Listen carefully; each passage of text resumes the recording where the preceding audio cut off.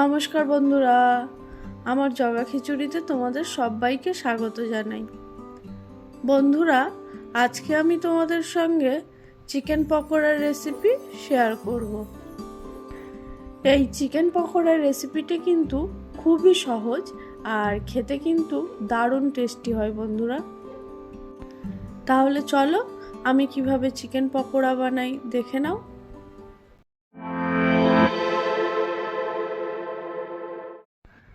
Chicken pakora বানানোর জন্য 300 gram chicken নিয়েছি। চিকেনটাকে প্রথমে ম্যারিনেট করে নিতে হবে। সেই জন্য চিকেনটার মধ্যে 1 চা চামচ ভিনেগার দিয়ে দেব। তারপর 1 চা চামচ রসুন বাটা, 1 চা চামচ আদা বাটা, 2 চা চামচ কাঁচা লঙ্কা ও পেঁয়াজ বাটা, 1 চা চামচ লঙ্কা গুঁড়ো, 1 চা চামচ গোলমরিচের গুঁড়ো ও স্বাদ মতো নুন দিয়ে দেব। এবার এই সমস্ত মশলাগুলোকে চিকেনটার সঙ্গে ভালোভাবে মিশিয়ে নেব। বন্ধুরা, চিকেনটা খুব ভালোভাবে ম্যারিনেট করা হয়ে গেছে। এখন চিকেনটাকে ঢাকা দিয়ে 1 ঘন্টা মতো রেখে দেব। তোমরা যদি চাও চিকেনটাকে কিন্তু আরও বেশিক্ষণ সময় ধরে ম্যারিনেট করে রেখে দিতে পারো, তাহলে কিন্তু চিকেনটা খেতে আরও বেশি ভালো হবে। তো বন্ধুরা, আমি 1 ঘন্টা মতো চিকেনটাকে ম্যারিনেট করে রেখে দিয়েছিলাম। এখন আবারও চিকেনটাকে নিয়ে নেব, কারণ চিকেনটার মধ্যে এখনও আরও কয়েকটা জিনিস মেশাতে হবে। তাই দেখো, এখানে আমি একটা ডিম নিয়েছি। এখন এই ডিমটাকে চিকেনটার মধ্যে ভেঙে দিয়ে দেব। আর দেব 3 থেকে 4 টেবিল চামচ কর্নফ্লাওয়ার। কর্নফ্লাওয়ার ও ডিমটা দিয়েও চিকেনটাকে আবারও ভালোভাবে মিশিয়ে নেব। নেওয়ার পর আরও 10 মিনিট চিকেনটাকে রেখে দেব। 10 মিনিট হয়ে গেছে। এখন চিকেন পকোড়াগুলোকে ভেজে নেব।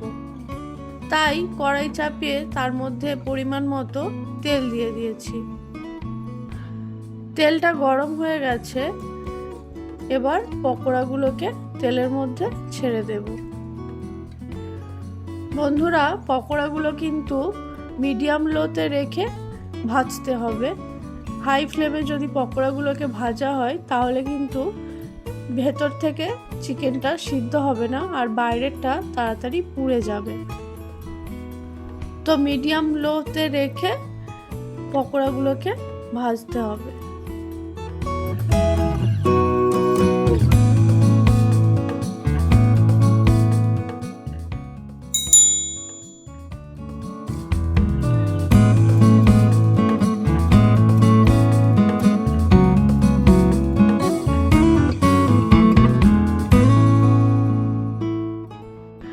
আর পকোড়াগুলো একটু লাল লাল করে ভাজতে হবে, তাহলে বেশি ভালো লাগবে।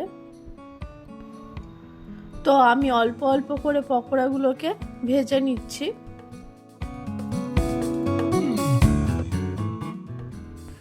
তো আমার প্রথম ব্যাচের পকোড়া কিন্তু ভাজা হয়ে গেছে, বেশ সুন্দর লাল লাল করে ভেজে নিয়েছি। এখন এগুলোকে উঠিয়ে নেব।